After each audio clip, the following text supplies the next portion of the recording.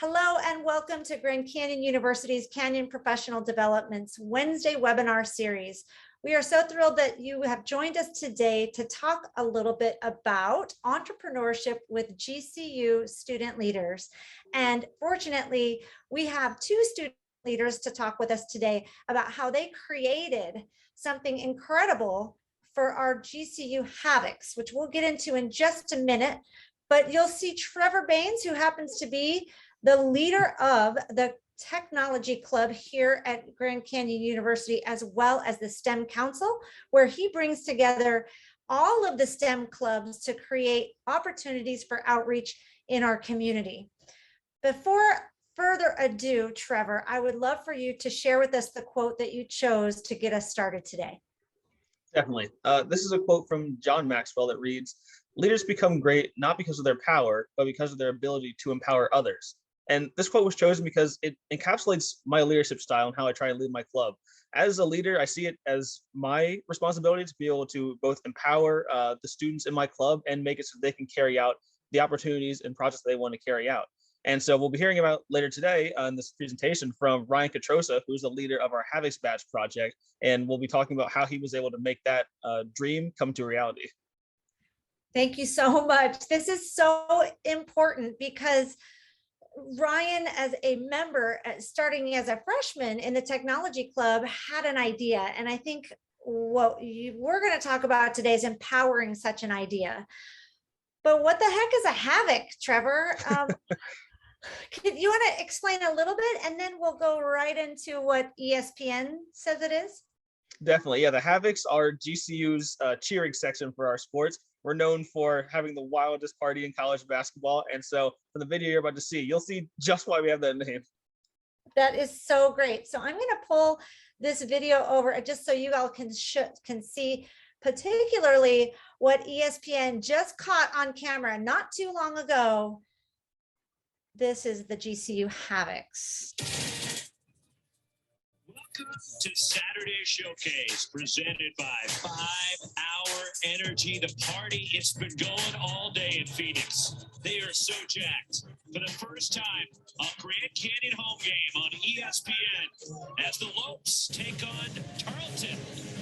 At GCU Arena, they've been frothing at the mouth all day, so excited for the opportunity. The Havocs have been wreaking havoc so far in one of the best home courts in college basketball on display here tonight. Okay, so wreaking havoc. I think that goes to show what the Havocs are all about. And I think where we're going to take our student leadership talk today is what Ryan and Trevor in the Tech Club have created as a result of having maybe a problem to solve, or maybe just an opportunity for entrepreneurship for the GCU Havocs. So before we get into the actual entrepreneurism piece of this, I want to talk a little bit about student leadership. And Trevor, this comes to you. As the president of the GCU Tech Club, and I know you've been involved since you were a freshman as well, and have moved up the ranks, and now you are the president, you're a senior, you're a cybersecurity major, already in industry almost, but yet because you're in industry, you stayed even one more semester to dedicate your time to your club. That's incredible. Many students would be like, I got a job, I'm out of here, bye-bye. But you, sir, have really focused in on just your passion, I think. Would you talk us through some of these words that you shared with us earlier and what that's all about? Yeah, definitely.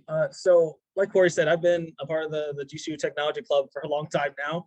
And when I got started my freshman year, I was really looking for something outside the classroom where I could get a lot of experience in my field. I'm a cybersecurity major. And so while the classes are teaching me the fundamentals, I really wanted a place where I could learn how to actually hack into things or learn the more back-end side of things. And so I was really searching for a club to be able to do that. And I think that joining clubs is probably the best way students can do things to gain experience. And I not only wanted to get experience, but I wanted to be able to meet people in the industry that I was going to be going into. And so that's why I have networking up there, because it gives me lots of opportunities to meet other people who are already in the industry, whether they're seniors graduating, moving on, who are just getting into it, or through the different events I get to go to through the club, I get to meet people who are already established in the industry. And not only do I get to meet people who are in the industry networking that way, but I get to go on and like sort of share my experience and interests with other people who are my same age range and doing the same things as I am. So not only am I talking to people in the classroom, but I'm also getting to do projects outside of it with people who have shared interests. And so I think that really just shows the passion and sort of interest someone has in the club. And so that's why I've really been able to stay with it for so long. I really appreciate that. And I appreciate the fact that you have this overarching purpose. So once you got into it and you had some shared interests and you were networking, you also saw the benefit of working with other students and empowering them. So very excited to know a little bit more about your technology club initiatives, and then we'll get into this initiative that you and Ryan put together regarding the Havocs. So tell me about your tech club initiatives at this point. Yeah, definitely. So the technology club is pretty unique in the way that we have lots of different areas of STEM covered in terms of helping each other out in a really collaborative way. So we have a web development committee that focuses on developing websites and things of that nature. We have hardware, which focuses on our server, both the infrastructure, and then after we've put them up and what we do after the fact. We have our cybersecurity committee dedicated to how to defend against hacks as well as how to hack into things. We have our Girls Who Code, which is GCU's chapter of the Girls Who Code initiative. We help try and get females into the space by teaching them coding and then hosting different events on that line.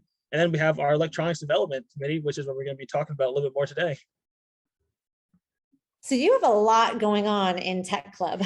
Definitely. So it sounds to me like, and all of these initiatives are student-led? Yes, 100% yes. So all of our committees are led by a student, and all the members of them are students as well. That is fantastic. Okay, so it's one thing to have a committee. It's one thing to talk about Girls Who Code or hardware, but it's another thing to actually see action and see somebody doing something, maybe creating some space for entrepreneurism in your club.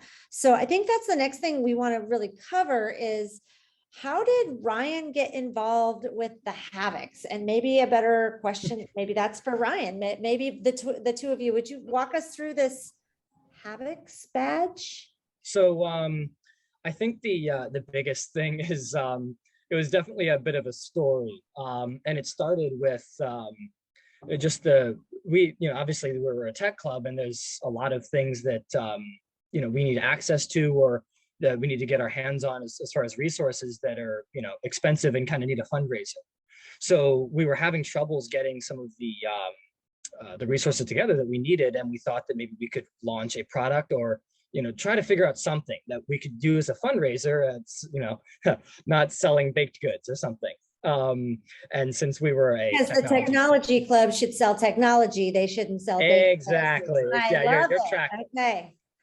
Yeah. So we thought about a lot of different things, but one of the things that I was kind of inspired to do, it's not like it was an original idea, but we decided that implementing some kind of a badge, and by badge, I mean something that has lights on it that you can wear and show what you're interested in, but also something that grabs attention and that has a few features we'll get into, is something that we could make and that we could sell to those insane fans that love GCU so much and would definitely love to have something that lights up that they could show exactly what they're interested in. So we turned to the Havocs. And I bet the Havocs were excited to have something like this in that crazy arena. Do you have it with you, by the way? Yes, we do. Yeah, we have one just in front of us here. I can show you. Awesome. Oh, that is so cool. And that lights up. Yeah, it does. Here, I'll turn it on. Give it 1 second, and there we go. It's a little bright. See it. I'll let the camera adjust. But over here, a bunch of different colors that you can change it to. And there's a rainbow pattern that it can do. There's a few others like confetti and things like that. And the best mode, unfortunately, it's not one that we could show you because it requires the arena. And here, I'll turn this off so I'm not blinding the camera. But right up here is an infrared receiver, the same kind of thing that your TV remote uses. But in this case, it's something that Thunder, the guy at the bottom left-hand side of the screen, yeah, thank you, he can run around with a little flashlight and wave it at the badges. And every badge that sees that will turn whatever color he wants them to. So he can draw GCU on the crowd, or he can point to different things or just, wave it around and go nuts. So So it's he can definitely use, a badge that's by fans for fans of the Havocs. oh my gosh, by fans, for fans of the Havocs. This is so incredible. And Trevor, I meant to say Thunder. Thunder can actually create light shows Oh yeah. during the games. I have a feeling that this is going to be one popular product among all of those screaming fans that we saw earlier. We Ryan, certainly hope so. okay, so of course, I think a lot of us are asking in our thought process, like, okay, how did you do this? Like, first of all, I see a lot of curriculum. So for example, I see where a teacher could use exactly what you're wanting to do right inside of their electrical engineering course, or perhaps even in that, I mean, obviously in your tech course. So tell me a little bit about the background of it. Sure. Yeah. So honestly, this was I thought I knew how big of a project I was getting into when I first started, and boy, was I wrong. It was definitely a learning experience. I had to learn a lot as an electrical engineer just to get, a quarter of the way to starting this project and to laying it out. But I learned so much about project management and, the different aspects of using all of the components and ordering things and, what it really means to build 100 of something. Imagine if you were, baking 100 cakes or making whatever. Entrepreneurship is definitely different than prototyping or making 1 to 3 of something that I had done a lot of. So We I call think the that first thing we call that in GCU term, we call that scaling. So you learned exactly what that's kind of like, but in your own student club. And it wasn't an adult that taught you this. It was the process. Yeah, no, absolutely. I mean, yeah, I should definitely mention just right off the bat here that I had a lot of help. And I know Trevor can talk soon about his role in that, but also, my father and who's also an electrical engineer, and other people who I was able to ask questions with. The man John, who runs the Lopes Labs that you can see in the top of there in the background of the picture. I had lots of wonderful help and just people all around me, some club members and some, advisors, and just plenty of people who were just trying to funnel in knowledge and resources to make this happen. So yeah, it's been 2.5 years of, oh, go ahead. I was going to say, how did you get all these people to help you? Was it easy? Was it difficult? Yeah, I mean, it was a process. Yeah, over 2.5 years from first having the idea to getting started, implementing it, over Christmas breaks and, summers and, evenings when I'd definitely rather be sleeping because already, a student, it's a hard workload. Electrical engineering is no joke. But, and just, attending regular club meetings itself. So I was really, really glad to have a lot of help. In this case, credit where credit is due. A lot of the people you see in these pictures are the IEEE students, so Institute for Electrical and Electronics Engineers. We partnered with them so that they could help us assemble, 100 of these things because, the more hands, the lighter the work, as the adage says. So yeah, definitely grateful to them for all of their help. But from design work where we made a printed circuit board. That's the actual black board that all of the components are assembled on with all the white artwork that's been put on it. Yeah, thanks. And so then once we had that and we had that all designed, we had to order all of the components that go on them, from the microcontroller, which is the brains of the operation. That's what we actually tell what the color of the light should be and how it can talk to that infrared receiver and know what color it should be and when, and make sure that Thunder is the one that's talking to it, not some stray TV remote or something like that. So and of course all of the things to make it work, the stands on the there that hold the AA batteries that this thing is powered with in the back here, as well as the electronics that are in this section of it. There we go. That managed to get all of the power regulated so that this thing can last for a long time and have all of the right voltages and things so that it just works in the first place. Fascinating. I'm excited to hear too that you worked with another club on campus, IEEE, Yeah. as well as the Tech Club.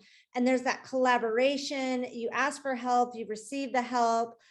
this is just fascinating because not one professor said, hey, Ryan, you need to go do this, right? This wasn't a school No. project.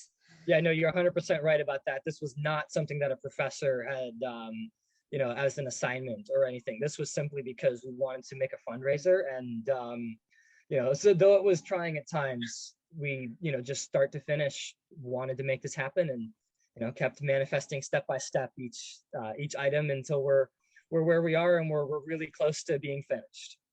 So it led you to being the lead in electronics development for your club. So the fact that you got interested as a freshman and said, yeah, this is a great fundraiser and I know I can make this and this is going to be a lot of fun.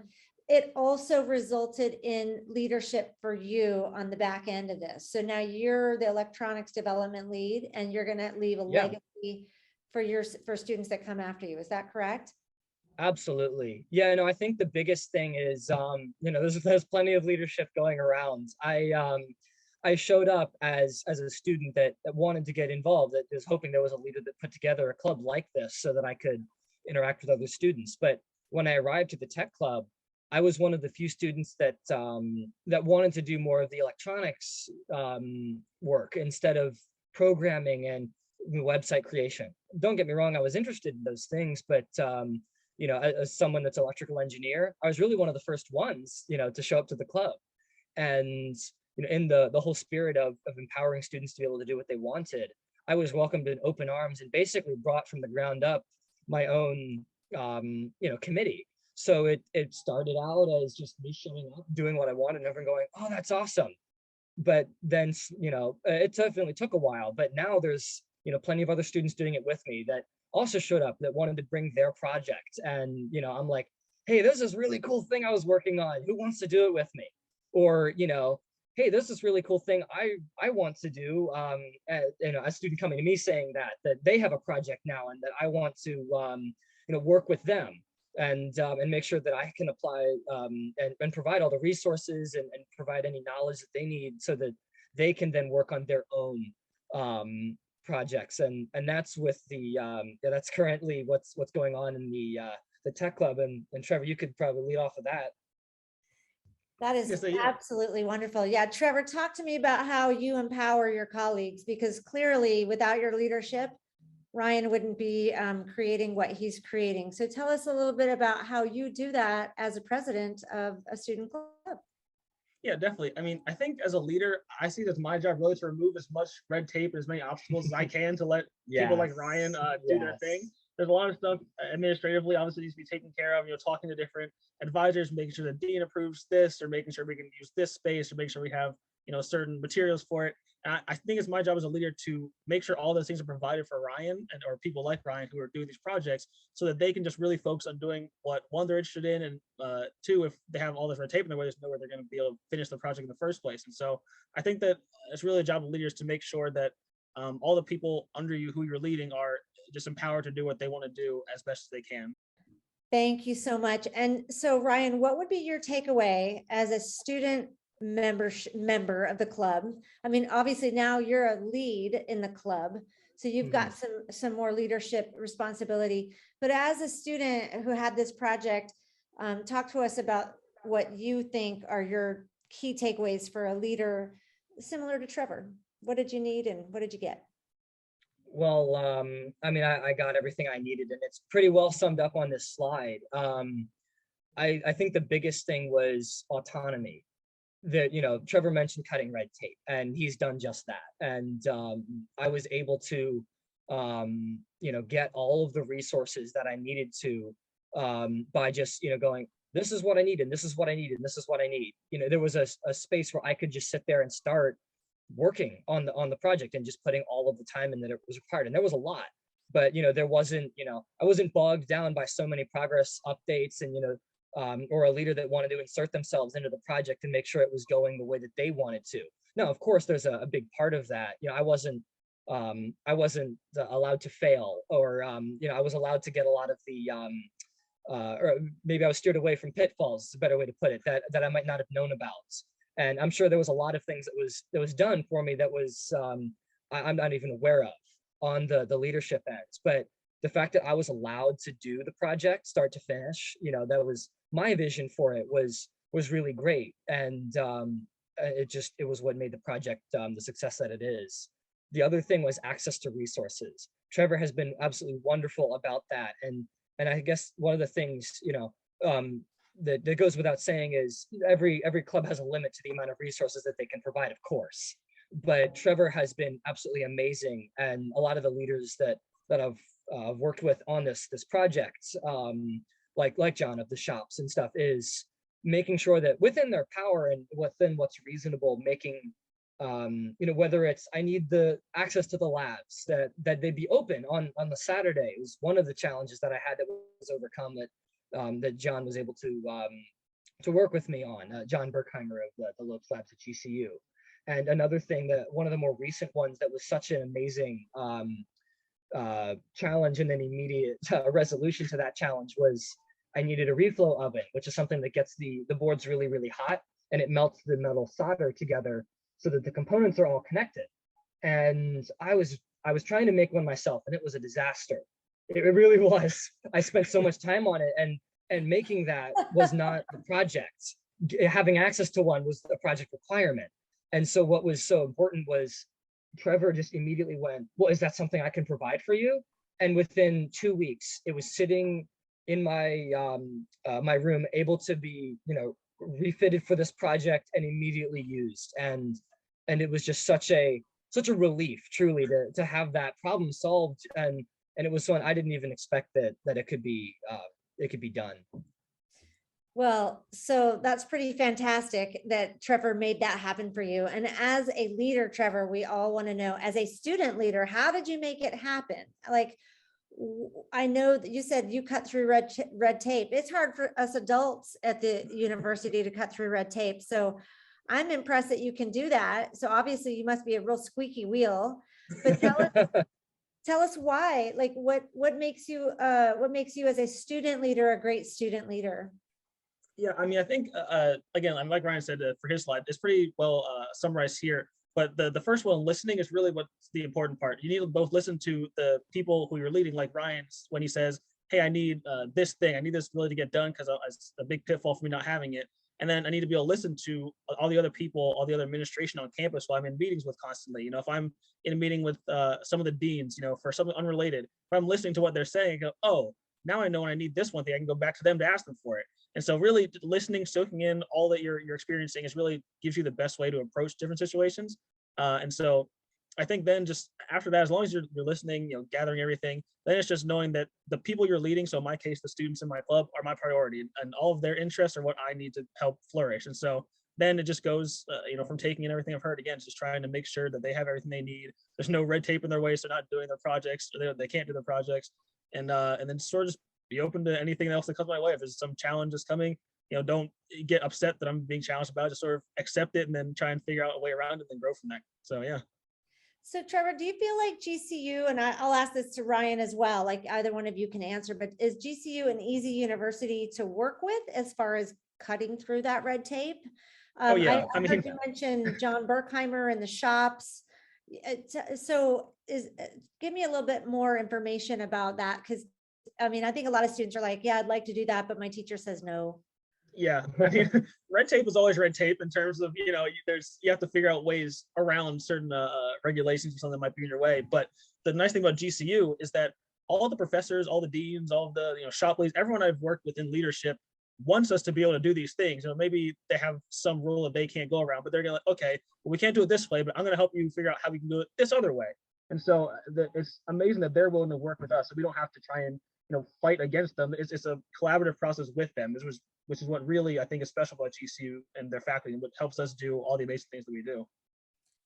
Truly fantastic. I so appreciate both of you coming on and sharing your expertise and your time. And I'll bet that the Havocs have a serious takeaway right here. And that is that they're going to have the best Blinky badge, Havoc badge that ever was. And I cannot wait for ESPN to come back and showcase this blinking badge that the Tech Club has made. And I'm hoping that you all are going to charge a little something so that your fundraiser can finally come to fruition. Is that true? Absolutely. Awesome. Well, I just thank you both so much. I want you all to know that we bring experts like Trevor, like Ryan onto this program for you so that you can understand what it's like to empower, educate, and inspire your community so they take action to fulfill their purpose and to serve others. Ryan and Trevor, thank you for taking action, because that's obviously what you did, and you are serving others in more than one way, and really a fun way, I must say. I really appreciate the time that you spent with us today. And if you want any more information from Ryan or Trevor, I'm sure that they'd be happy to put their contact information into our show notes. Is that okay with you guys? Yeah. All right. 100%. No, absolutely. Reach out to us if you need anything. Yep. And if you as an educator are trying to empower your students, take in this case a STEM project, for example, and turn it into an entrepreneurial asset for your student club and your student leadership, I'm sure that both of these young men would be happy to help. Thank you so much for your time. And until next time, don't forget to subscribe for free professional development. See you later.